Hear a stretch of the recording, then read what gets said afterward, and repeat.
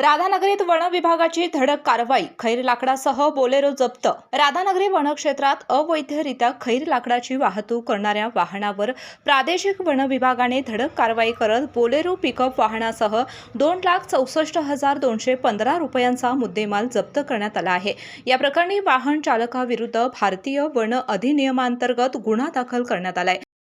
स्वाद गोकुळचा आस्वाद परंपरेचा गोकुळ आईस्क्रीम सोबती प्रत्येक क्षणाचा गोकुळ आईस्क्रीम। प्रादेशिक वन विभागाचे पथक दुर्ग मानवाड परिसरात रात्री गस्त घालत असताना कसबा ताळे येथे संशयास्पद वाहन आढळून आले।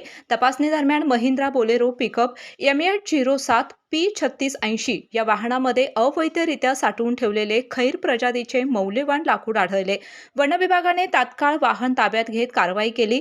या प्रकरणी सिंधुदुर्ग जिल्ह्यातील कणकवली तालुक्यातील बावशी पेलन खुर्द तोंदवली येथील अवधूत संतोष मरिये याच्या विरुद्ध गुन्हा दाखल करण्यात आला असून अवैध वाहतुकीसाठी वापरण्यात आलेले वाहन आणि खैर लाकूड असा मुद्देमाल जप्त करण्यात आला आहे, अशी माहिती राधानगरी प्रादेशिक वन विभागाचे वन परिक्षेत्र अधिकारी विशाल पाटील यांनी दिली।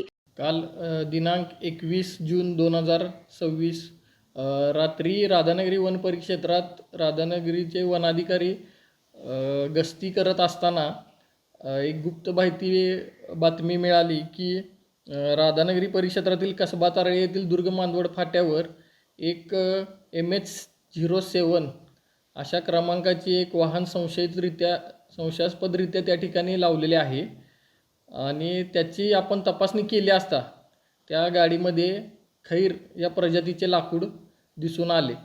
तर त्याच्यामध्ये सदर गाडीतील वाहन चालक अवधूत मर्ये राहणार बावशी बेलणे खुर्द तालुका कणकवली यांना विचारणा केली असता ते कोणत्याही पद्धतीचा त्यांच्याकडे पास असल्याचे दिसून आले नाही आणि अवैधरित्या लाकूड असल्यामुळे भारतीय वन अधिनियम 1927 कलम 41(2)(ब) अंतर्गत गुन्हा दाखल करून सदरचे वाहन जप्त करण्यात आले आणि सदरची कारवाई कोल्हापूरचे माननीय उपवनसंरक्षक धैर्यशील पाटील साहेब, सहाय्यक वनसंरक्षक विलास काळे साहेब यांच्या मार्गदर्शनाखाली राधानगरी वन परिक्षेत्रातील टीमने रात्री यशस्वीरित्या केली। आता त्याबाबतचा पुढील तपास चालू आहे। ही कारवाई राधानगरीचे वन परिक्षेत्र अधिकारी विशाल पाटील यांच्या नेतृत्वाखाली नेताजी फराकटे, वनरक्षक SM कांबळे, अशोक संकपाळ, उत्तम भिसे, प्रार्थना आणेकर यांनी केली। KK न्यूज साठी राधानगरीहून मिलिंद कांबळे।